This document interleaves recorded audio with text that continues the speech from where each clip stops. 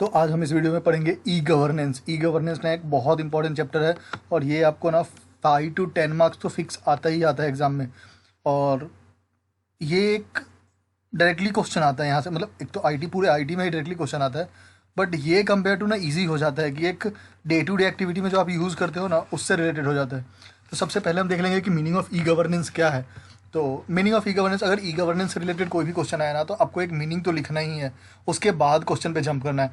तो एक ई गवर्नेंस क्या होता है? E governance is basically electronic governance is basically by the application of information and communication technology to the process of government functioning in order to bring the smart governance। तो e governance एक क्या है? E governance is a electronic governance और government body में e governance means application of ICT. मतलब आप बोल सकते हो ना सिंपल वर्ड में, व्हाट इज ई गवर्नेंस? तो e governance means application of ICT, information and communication technology in the government functioning to bring the smart governance. Smart governance का क्या है? Simple, model, accountable, transparent governance. तो ये हो गया e governance का। तो ई गवर्नेंस का क्या हो गया? Basically application of information and communication technology, एक application of information communication technology in the government functioning in order to bring out the smart governance. तो ये हो गया। This would generally involve the use of ICT by the government agency for the following reason. अब एक information and communication technology जो है वो government function क्यों करती है? गवर्नमेंट क्यों करती है? गवर्नमेंट क्यों यूज़ करती है? क्या अचानक हो गया? आज से 20 साल पहले तो ये सब नॉर्मली होता था। तो फिर देखो, exchange of information with the citizen. अगर IT function, IT enabled organisation रहेगा, गवर्नमेंट ऑर्गेनाइजेशन, तो वहाँ पे एक्सचेंज ऑफ इन्फॉर्मेशन एक ट्रांसपेरेंट मैनर में होगा और एक प्रॉपर होगा। Speedier and more efficient delivery of public services, जो पब्लिक रिलेटेड सर्विसेज है, फॉर एग्जांपल आप वोटर आई कार्ड के लिए अप्लाई करते हो, पासपोर्ट के लिए अप्लाई करते हो, या आप आधार कार्ड के लिए या पैन कार्ड के लिए अप्लाई करते हो, तो इससे क्या होगा? एक स्पीड इंप्रूव होगा, एक ऑनलाइन टैगिंग सिस्टम होगा enable, improve the internal efficiency, internal efficiency improve होगा। अभी जैसे फॉर एग्जांपल आप जब आरओसी विजिट करोगे ना तो वहाँ पे बहुत सारा अभी भी पेपर बेस्ड सिस्टम रहता है, तो वहाँ पे सर्च करना और वो उसमें बहुत ज़्यादा टाइम कंज्यूमिंग होता है। तो वहाँ पे एक इंटरनल इफिशियंसी इंप्रूव होगा, डायरेक्टली सर्च किया, जो कंट्रोल एफ किया, फाइंड किया, जो भी है मिल गया, हो गया। तो reduce the cost and increase in revenue, अगर ये होगा ना तो रिड्यूस होगा कॉस्ट। अगर हमें एक डेटा हाउस मेंटेन करके रखना पड़ता था, फॉर एग्जांपल वहाँ पे 2 लोगों को बिठा के रखना, अभी सभी ऑनलाइन हो जाएगा ना तो हमारा ये सारे लेबर कॉस्ट खत्म हो जाएंगे। रीस्ट्रक्चरिंग ऑफ एडमिनिस्ट्रेशन प्रोसेस, जो एडमिनिस्ट्रेशन प्रोसेस है उसका रीस्ट्रक्चरिंग करना था गवर्नमेंट को ताकि एक ट्रांसपेरेंट हो सके। Improve quality of the services, quality of the services improve हो जाएगा। क्वालिटी ऑफ सर्विसेज कैसे इंप्रूव होगा? रियल टाइम में सर्विसेज होगा, एक्सचेंज ऑफ इन्फॉर्मेशन होगा, ट्रांसपेरेंट रहेगा, हर एक पर्सन अपने काम के लिए वो रिस्पॉन्सिबल होगा, तो एक इंप्रूव हो जाएगा क्वालिटी ऑफ द सर्विसेज। तो ये हो गया आपका मीनिंग ऑफ ई गवर्नेंस में आ गया, और an objective of the e governance हो गया। Objective of the e governance क्या बोलता है? To provide the citizen access of information and knowledge about the political process, about the services and about choice available. देखो, e governance की वजह से ना हर एक पर्सन के पास ये पता चलता है कि एटलीस्ट उसके पास चॉइस है। क्या चॉइस है? कि अगर कोई काम करना है, फॉर एग्जाम्पल उसको पासपोर्ट अप्लाई करना है, तो for whom to interact, how to interact, ये सारा प्रोसेस होता है ना पासपोर्ट के लिए, उसको पासपोर्ट के वेबसाइट पे जाना पड़ेगा। तो एक चॉइसेस है पर्सन के पास, वो ऑनलाइन भी एप्लीकेशन कर सकता है, बहुत जगह फिजिकल ऑनलाइन दोनों सिस्टम है, बहुत जगह सीएससी सेंटर के थ्रू करते हैं जो गवर्नमेंट एनेबल सेंटर रहते हैं, to make possible the transition from the passive information access to the active citizen participation. अभी क्या था ना, पहले पैसिव इन्फॉर्मेशन एक्सेस क्या हो गया? फॉर एग्जाम्पल अगर हम कुछ मीडिया में पब्लिश करते हैं ना, तो मीडिया क्या होता है? मीडिया पर्सन और इसके बीच में ना डायरेक्टली कोऑर्डिनेशन का काम करता है। बट एक्टिव में क्या हो गया? डायरेक्टली हम वेबसाइट पे क्यों ना पब्लिश करें, लोग वेबसाइट जाके चेक करें। तो ये हो गया पैसिव इन्फॉर्मेशन एक्सेस को ना एक्टिव सिटीजन पार्टिसिपेशन में, to satisfactory fulfilment of public needs and expectation in the front office side. उसके बाद in the back office side, to facilitate the speedy, transparent, accountable, efficient and effective process of performing government administration activity. अभी e governance India में कब चालू हुआ? देखो, e governance India में कब चालू हुआ? तो technology as well as e governance initiative have been came into the long way since then. फिर recognising increasing importance of the e governance 1970 में एक स्पेसिफिक डिपार्टमेंट बना। मीन्स इससे पहले कोई डिपार्टमेंट नहीं था गवर्नमेंट ऑफ इंडिया के पास, कोई भी इलेक्ट्रॉनिक एंड कम्युनिकेशन के लिए डिपार्टमेंट नहीं था। 1970 में गवर्नमेंट ऑफ इंडिया ने एक स्टैब्लिश किया डिपार्टमेंट ऑफ इलेक्ट्रॉनिक इन 1970 में। तो फर्स्ट इनिशिएटिव यहाँ से चालू हो गया। The subsequence establishment of national information system in 1977 was the first major step toward the e governance. तो 1970 में गवर्नमेंट ने मिनिस्ट्री बनाया और 1977 में क्या हुआ? एक नेशनल इंफॉर्मेशन सिस्टम बनाया। However, the main thrust in the e-governance was provided by the launching NICNET in the 1987, national satellite based computer network, जब से सैटेलाइट बेस्ड कंप्यूटर नेटवर्क चालू हुआ ना तब से बोल सकते हो ई गवर्नेंस में बूम की तरह, मतलब जितने गवर्नमेंट ऑर्गेनाइजेशन है, आईटी सेक्टर सबसे पहले एनेबल हुआ था। E governance was started in the India by Akshaya in Kerala. तो अक्षया करके एक प्रोजेक्ट चालू हुआ था केरला में, जहाँ पे क्या एक सीएससी सेंटर बोल सकते हो बनाया गया था, जहाँ पे आपको गवर्नमेंट की कोई भी सर्विसेज चाहिए ना तो आपको उस सर्विसेज सेंटर पे आपको कंसल्ट करना पड़ेगा। The project involve setting up 5000 multipurpose community technology centre call Akshaya e Kendra across the Kerala, और वो सारे आपको सर्विसेज प्रोवाइड करेगा। ई गवर्नेंस मॉडल, अभी ई गवर्नेंस में कितने मॉडल है, तो बेसिकली 4 मॉडल है। गवर्नमेंट टू सिटीजन होता है, दूसरा गवर्नमेंट टू गवर्नमेंट है, तीसरा गवर्नमेंट टू एम्प्लॉय है, चौथा गवर्नमेंट टू बिजनेस है, गवर्नमेंट टू गवर्नमेंट है। तो गवर्नमेंट टू सिटीजन अभी क्या करता है, तो गवर्नमेंट टू सिटीजन क्या करता है, the model of e governance refers to those activity in which the governance provide one step online access of information and the services to the citizen.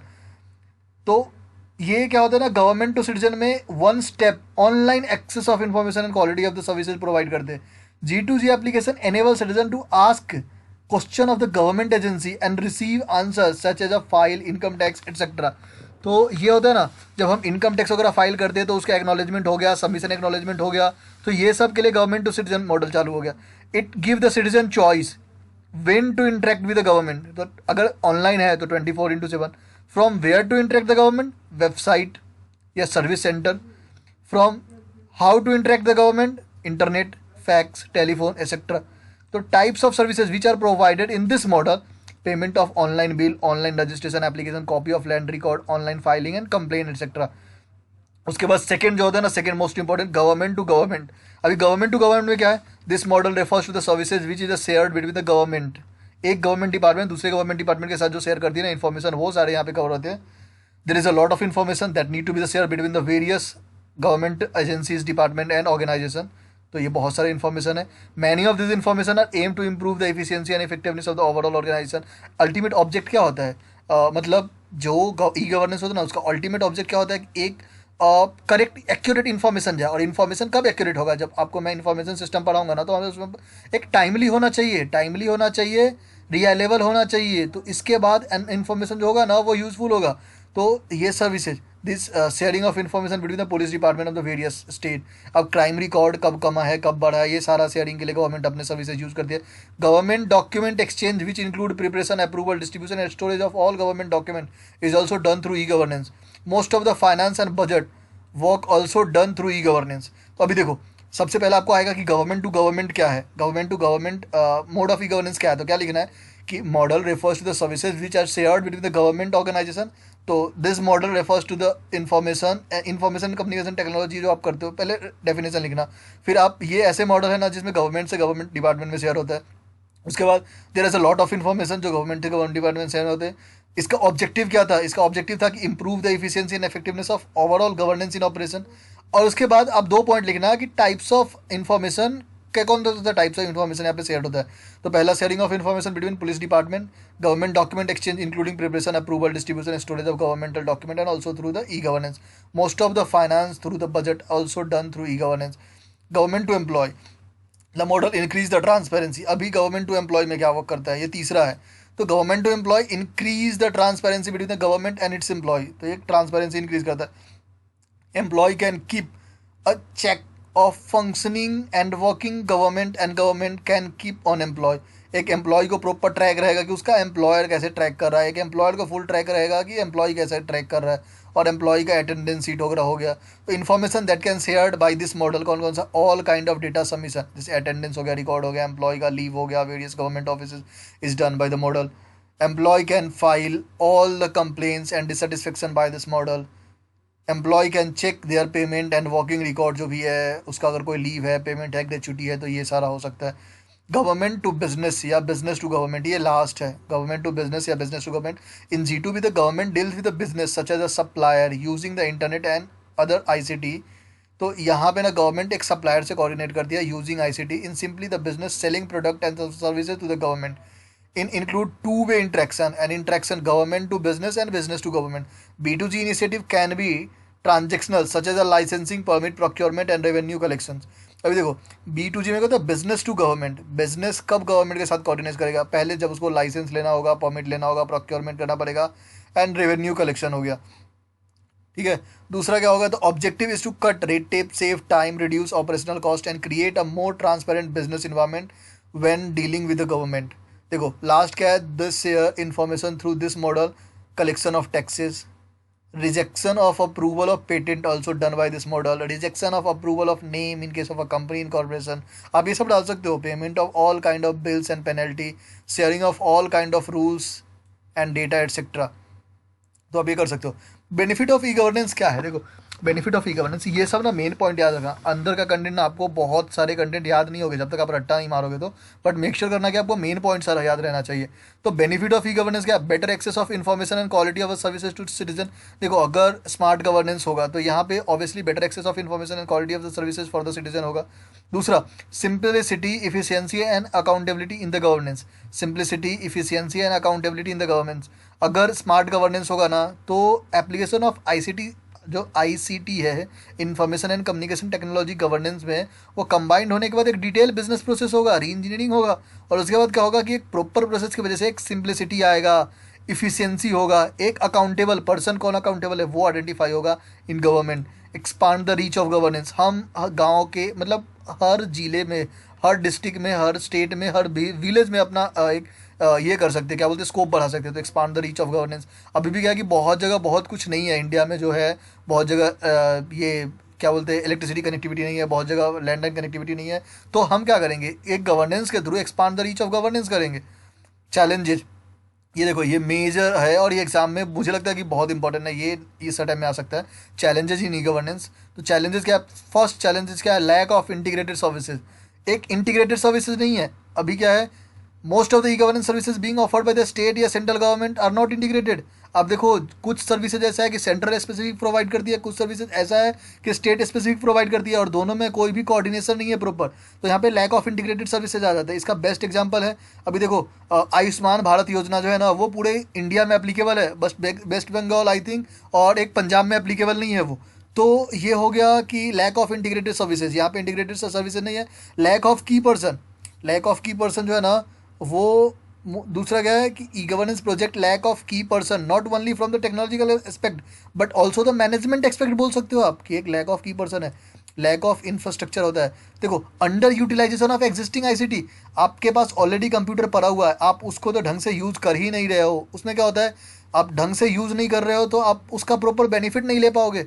तो उसकी वजह से ना बहुत सारे होते हैं। पॉपुलेशन, अब हमारे पास इतने पॉपुलेशन है, पॉपुलेशन का दो एडवांटेज भी होता है और डिसएडवांटेज भी होता है। एडवांटेज क्या है, एडवांटेज है कि हमारे पास मैन पावर की कमी नहीं है, बट डिसएडवांटेज क्या है कि हमें पर्सन को ना स्पेसिफिक आइडेंटिफिकेशन नंबर देना एक बहुत चैलेंजिंग टास्क है। अगर मैं बोलूँ कि आधार यूनिक, मतलब अभी भी बहुत सारे एरिया है इंडिया में जहाँ पे आधार नहीं बना है, तो एक मतलब मेक श्योर करना कि हर एक पर्सन के पास खुद की आइडेंटिटी हो, ये बहुत बहुत मुश्किल है, मतलब पॉपुलेशन की वजह से बहुत मुश्किल है। अगर आपके पास छोटा ना छोटा कंट्री है, फॉर एग्जांपल इसराइल है, इसराइल की जनसंख्या अगर 1 करोड़, तो वहाँ पे क्या करेंगे, 1 करोड़ के लिए एक सिस्टम डेवलप कर देंगे। बट हमारे पास 140 करोड़ के अराउंड, 140 करोड़ के अराउंड पॉपुलेशन है, तो हमें सबके लिए एक यूनिक आइडेंटिफिकेशन देना ना, एक पर्सन की खुद की आइडेंटिटी एस्टेब्लिश करना बहुत मुश्किल हो जाता है। और सबसे बड़ा इशू जो है ना इंडिया में ई गवर्नेंस का चैलेंजेस, वो different languages, almost 23 to 24 languages है हमारे पास। तो 24 लैंग्वेजेस है और हर एक का ई गवर्नेंस, आप देखोगे बहुत सारे लोग अभी भी हिंदी में टाइपिंग करते हैं या फिर वो रीजनल लैंग्वेजेस टाइपिंग करते हैं। तो यहाँ पे क्या है कि यहाँ पे कोऑर्डिनेशन नहीं है, मतलब एक होता है ना, आपको रीच होना चाहिए, ग्लोबल मार्केट में रीच होना चाहिए, तो वैसा ग्लोबल मार्केट में रीच नहीं है। मतलब एक देखो लैंग्वेज क्या है ना कि एक कम्युनिकेशन बैरियर को ना हटाता है।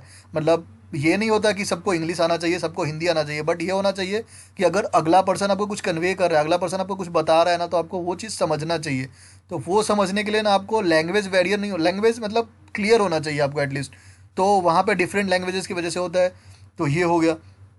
और कंप्यूटर में क्या है, computer mostly English language use करती है, तो वहाँ पे वो इश्यू हो जाता है कि बहुत लोगों को वेबसाइट स्पेसिफिक लैंग्वेज में चाहिए, अपडेशन हो गया। उसके बाद देखो requirement of implementation successfully e governance, e governance requirement क्या है, सक्सेसफुल ई गवर्नेंस इंप्लीमेंट करने के लिए रिक्वायरमेंट क्या है। सबसे पहला एक national bandwidth to the services population of 1 billions, एक करेंगे। कनेक्टिविटी फ्रेमवर्क इस्टेब्लिशमेंट करेंगे, मतलब एक सेंट्रल को स्टेट से कनेक्ट करना, स्टेट को डिस्ट्रिक्ट से कनेक्ट करना, डिस्ट्रिक्ट को ब्लॉक से कनेक्ट करना, ब्लॉक को सब ब्लॉक से कनेक्ट करना, सब ब्लॉक को विलेज से कनेक्ट करना, तो कनेक्टिविटी फ्रेमवर्क हम लगाएंगे। तो ये हो गया। एक नेशनल सिटीजन डेटाबेस बनाएंगे। नेशनल सिटीजन डेटाबेस क्या है? नेशनल सिटीजन डेटाबेस एक ऐसा डेटाबेस, जैसे भी आधार कार्ड बोल सकते हो, कि जहाँ पे सिंगल सिटीजनशिप, मतलब एक पर्सन के पास एक डेटा रहे कि हमारे सिटीजन का क्या आइडेंटिटी है। e-governance and interoperability standard and exchange of secured information with the non reputation across the state and central department similar. अभी देखो, अब जैसे डीजी लॉकर करके सिस्टम आया, तो हमारे पास एक ऐसा सिस्टम होना चाहिए जो कि मुझे बार बार ना हर एक चीज़ के लिए गवर्नमेंट डिपार्टमेंट में जाना है तो मुझे डॉक्यूमेंट कैरी ना करना पड़े, हमें एक चीज़ से ना वन स्टॉप सॉल्यूशन मिले। तो वो एक होना चाहिए। और सिक्योर डिलीवरी फ्रेमवर्क होना चाहिए। अब डिलीवरी फ्रेमवर्क जो होना चाहिए, वो सिक्योर होना चाहिए। मतलब ऐसा नहीं है कि मैंने किसी इन्फॉर्मेशन डाला, जैसे बीच में आपने सुना होगा कि आधार का डेटा लीक हो जाता है, ब्रिच ऑफ मतलब ब्रिच ऑफ प्राइवेसी होता है, तो ये सब सिक्योर डिलीवरी फ्रेमवर्क होना चाहिए। Data centre to handle the departmental work flow, एक डेटा सेंटर होना चाहिए हर एक जगह पे, एक स्पेसिफिक एरिया में डेटा सेंटर होना चाहिए जो डिपार्टमेंट का वर्क फ्लो हैंडल करे। तो ये हो गया आपका requirement for implementation successfully e governance. अब देखो, suggestion for implementing successful E governance क्या है, क्या क्या सजेशन आप दे सकते हो? तो create literacy and commitment to the e governance at high level, एक लिटरेसी आपको क्रिएट करना पड़ेगा ई गवर्नेंस में एक हाई लेवल पे। Conduct usability survey and assessment of existing in e governance project, आपको ना ये देखना पड़ेगा कि ऑलरेडी जो है ई गवर्नेंस के लिए जो प्रोजेक्ट है हमारे पास कंप्यूटर पर, आपने बहुत देखा होगा ना, बहुत लोग जो गवर्नमेंट स्कूल में जिन्होंने पढ़ा है ना, उनके गवर्नमेंट स्कूल में ना क्या है, पीसी आ गया था बट वो चलाने का भी नहीं मिलता था, वो ला के रखा हुआ था। तो आपको देखना है कि एक यूजबिलिटी सर्वे करना है कि आपके पास क्या क्या ऑलरेडी पड़ा हुआ है, आप पहले उसको ना 100% यूटिलाइज करना देखो। उसके बाद क्या, start with implementing the pilot project and replicating the successful one. आप ना देखो, एक बार में ना कभी भी आप मतलब पूरे इंडिया में नहीं एप्लीकेबल कर सकते हो, तो आप एक पायलट प्रोजेक्ट बनाओ और मतलब चालू कर दो वो करना। Follow the best e governance practices, आपको लगता है ना बहुत सारे कंट्री फॉलो कर दिया, आप एक बेस्ट ई गवर्नेंस फॉलो करो जो नेशनली नहीं इंटरनेशनली लेवल पे रिकॉग्नाइज हो। Build national resource database for E governance project, आप एक नेशनल रिसोर्स डेटाबेस बनाओ, एक नेशनल बुलेटिन बोलो या एक नेशनल न्यूज़पेपर बोलो या नेशनल ई गवर्नेंस सिस्टम बनाओ जहाँ पे ई गवर्नेंस का अपडेट्स रहे। Have clearly defined interoperability policy होना चाहिए कि अगर ये हो रहा है, मतलब प्रोज है तो वहाँ पे कौन सा होना चाहिए, अगर कोई कॉन्सिक्वेंसेज है, फ्यूचर में रिक्वायरमेंट है तो उसको कहाँ से फुलफिल करेंगे। Manage the update of content of the government website efficiently and regularly, तो आपको ये तो बोलते हैं ना एक बहुत इंपॉर्टेंट है। और गवर्नमेंट वेबसाइट में एक बहुत बड़ी इशू है ना कि वो कंटेंट अपडेट नहीं होता, आप कभी कभी जाओगे ना तो फॉर्म लास्ट अपडेटेड ये डेट आता है, तो ये चीज़ रेगुलरली अपडेट होना चाहिए। कंक्लूजन क्या बोलूँगा, it means so fundamentally change as a how to government operate, and this implies a new set of responsibility for the executive and politician. National e-governance plan, अभी national e-governance plan क्या है? Over a year a large number of initiative has been taken by the various state government and the central minister, ठीक है। sustained effort have been made at the multiple level to improve the delivery of public services and simplify the process of accessing them. The national e-governance plans take a holistic view in the e-governance initiative across the country, integrating them into the collective vision and share causes. देखो, make all the government services accessible to the common man in the locality through the common services delivery outlay and ensure efficiency, transparency and reliability of the such services at affordable cost to realize the basic needs of a common man. तो main national e governance plan का एक बोल सकते हो ना vision statement था, क्या था ये विजन स्टेटमेंट था। देखो, implementation and strategy approach for approach and methodology for NeGP, national e governance plan होता है ना, तो ये एग्जाम में आ सकता है। और ये मुझे ऐसा लगता है ना कि 8 मार्क्स के लिए इस बार आ सकता है, क्योंकि पिछले बार ना आई थिंक ई गवर्नेंस के लिए 4 मार्क्स का आया था, तो ये इसको आप हाईलाइट करो चाहिए। तो कॉमन सपोर्ट इंफ्रास्ट्रक्चर बनाएंगे, एक हम कॉमन सपोर्ट इंफ्रास्ट्रक्चर कैसा बनाएंगे, जैसे मैंने बोला ना आपको, नेशनल को स्टेट लेवल से कनेक्ट करना है, स्टेट को डिस्ट्रिक्ट लेवल से, डिस्ट्रिक्ट को ब्लॉक लेवल से, ब्लॉक लेवल को हम एक इलेक्ट्रॉनिक सर्विस डिलीवरी गेटवे से कनेक्ट करेंगे। तो ये हो गया, कॉमन सपोर्ट इंफ्रास्ट्रक्चर डेवलप करेंगे। Governance, suitable arrangement for monitoring and coordination, सिर्फ ऐसा नहीं है कि हमने पॉलिसी बना दिया, हमें उसको प्रॉपर इंप्लीमेंट करना है, तो वहाँ पे गवर्नेंस फंक्शन आएगा। सेंट्रलाइज इनिशिएटिव, डिसेंट्रलाइज इम्प्लीमेंटेशन, हमें प्लान करना है कि हमें पूरे इंडिया में पहुँचाना है, बट हमें पार्ट पार्ट से एप्लीकेबल करना पड़ेगा। जैसे फॉर एग्जांपल, बेस्ट एग्जांपल अभी 5G ट्रायल चल रहा है, तो 5G ऐसा नहीं, 5G को ट्रायल के लिए अप्रूवल दे दिया है, बट अभी क्या होता है पार्ट पार्ट में हो रहा है, कुछ जगह सक्सेसफुल होगा तो थोड़ा और इनिशिएटिव चालू होगा। पब्लिक प्राइवेट पार्टनरशिप, ये बेस्ट होता है। आप देखो किसी भी मतलब इंटरनेशनली देखोगे ना, तो बहुत सारे कंट्री में ना गवर्नमेंट का एक्चुअली कोई भी गवर्नमेंट ऑन ऑर्गेनाइजेशन नहीं होती, बहुत सारे कंट्री में पब्लिक प्राइवेट पार्टनरशिप होती है। यहाँ पे क्या होता है ना कि एक जो सिटीजन होते हैं ना, उनके पास फेयर रहता है कि अरे यार, अगर मैंने ये फुलफिल नहीं किया ना तो हमें ये पेनल्टी होगा। या बेस्ट एग्जांपल, अगर मेट्रो में जाते ना तो बहुत कम लोग हैं जो विदाउट ट्रेन टिकट, मतलब विदाउट टिकट वो ट्रैवल करते हैं। बट आप ट्रेन में देख लो तो बहुत लोग करते हैं। तो इससे क्या होता है ना कि गवर्नमेंट को लॉस होता है। तो पब्लिक प्राइवेट पार्टनरशिप रहेगा ना वहाँ पे, तो ये सब कम हो जाएंगे। इंटीग्रेटेड एलिमेंट्स होता है। Adoption of unique identification code for the citizen business and property is to promoted to facilitate integration and avoid ambiguity. तो अभी देखो, अभी हम कहाँ थे? 1 मिनट, पॉइंट नंबर 5 हो गया था। 6, programme approach at the national and state level. Programme approach national and state level, हमें 2 प्रोग्राम बनाने पड़ेंगे, एक नेशनल लेवल पे और एक स्टेट लेवल पे, और हमें उस हिसाब से ना एक इम्प्लीमेंटेशन प्लान करना पड़ेगा। तो ये programme approach for national level and state level हो गया। फैसिलिटेटर रोल ऑफ डाइटी, जो यहाँ पे फैसिलिटेटर होगा ना, जो ये फैसिलिटी सर्विसेज प्रोवाइड करेगा, वो कौन होगा? Department of information and communication technology या डिपार्टमेंट ऑफ इलेक्ट्रॉनिक जो भी होगा ना, वहाँ के एक मतलब वो एक मेन रोल प्ले करेगा। जो ये कोऑर्डिनेशन का काम करता है ना, वो उसका सेंट्रल और स्टेट मिनिस्ट्री काम करेगा। ऑनरशिप ऑफ मिनिस्ट्री, यहाँ पे जो अंडर द मिनिस्ट्री के ऑनरशिप में होना चाहिए, तो एक ये हो गया कि super headed by the concern line ministry हो गया, तो वो हो गया। नेशनल ई गवर्नेंस डिवीजन, अभी जैसे नेशनल ई गवर्नेंस प्लान है ना, तो प्लान को इंप्लीमेंट करने के लिए हमें वेरियस डिवीजन बनाना पड़ेगा। The capacity building scheme under the national e governance plan of the government of India envision establish of institutional framework for the state level decision making, including setting up the state e-mission team having the relevant expertise and experience and providing technical professional support to the state and union territory. For the purpose of Department of Information Technology, the Government of India has created NEGD as an autonomous business division within the Media Lab Asia under the Ministry of Communication and Information Technology, Government of India for taking. तो देखो, national e governance division जो है ना, आप एक बार पूरा ये read करना है। नेशनल ई गवर्नेंस डिवीजन क्या है? बेसिकली जब हम नेशनल ई गवर्नेंस प्लान को इंप्लीमेंट करते हैं, तो हमें प्लान इंप्लीमेंट करने का क्या, एक सेंट्रलाइज और एक डिसेंट्रलाइज अप्रोच हो गया। तो सेंट्रलाइज अप्रोच में हमें सेंट्रलाइज मिनिस्ट्री के पास होगा, जो होता है ना ऑनरशिप, बट हमें स्टेट लेवल पे करना है, मतलब स्टेट लेवल पे करना है, तो उसके लिए एक डिवीजन बनाना पड़ेगा हमें। हम east west north south division कर सकते हैं, जैसे भी। एक फंक्शन ऑफ एनईजीडी, जो फंक्शन होगा ना, वो क्या होगा? एक एनईजीडी जो बनेगा ना, उसका क्या फंक्शन होगा? जो हम एक डिवीजन बनाएंगे, east division, north division, west division, उसका एक फंक्शन क्या होगा? तो नेशनल ई गवर्नेंस डिवीजन जो है ना, फंक्शन क्या करता है, मतलब फंक्शन क्या है इसका? तो फैसिलिटेटर इम्प्लीमेंटेशन ऑफ, हमें जो हम डिवीजन क्यों बनाते हैं? अगर हमें national e governance plan implement करना है, तो हम उसको डिवीजन में बांट देंगे। तो हम डिवीजन जो होगा वो क्या काम करेगा? हमें अपना प्लान अचीव करने में हमारी मदद करेगा। तो facilitator implementation of NeGP, providing technical assistant to the central ministry and state line department, serving as a secretary of the apex committees, human resources development, training, awareness, framing core policies, technical assistant। उसके बाद क्या हो गया? undertaking technical appraisal of all NEGP projects and examine issues such as overall technology development। अभी देखो, e governance infrastructure क्या है? E governance infrastructure ना 4 है। स्टेट वाइड एरिया नेटवर्क है, स्टेट डेटा सेंटर है, NSDD है, और कॉमन सर्विसेज सेंटर है। कॉमन सर्विसेज सेंटर है, तो सबसे पहला ना स्वयं आएगा। स्टेट वाइड एरिया नेटवर्क क्या है? एक ये state wide area, right a short node आ सकता है इस पर। ये 4 है ना, उसमें से एक पे आ सकता है आपको ऐसा, right a short node on state area wide network. Wide area network is an advance telecommunication infrastructure. तो ये क्या है? सबसे पहला पॉइंट लिखोगे, it is an advance telecommunication infrastructure which is used nowadays extensively for exchange of data from other type of information between the 2 या more location। तो हम ये पे यूज़ क्या करते हैं? यूज़ क्यों करते हैं? Exchange of data and other type of information between the 2 different location. तो अगर स्वैन आएगा ना, तो स्वैन क्या? It is a advance telecommunication infrastructure.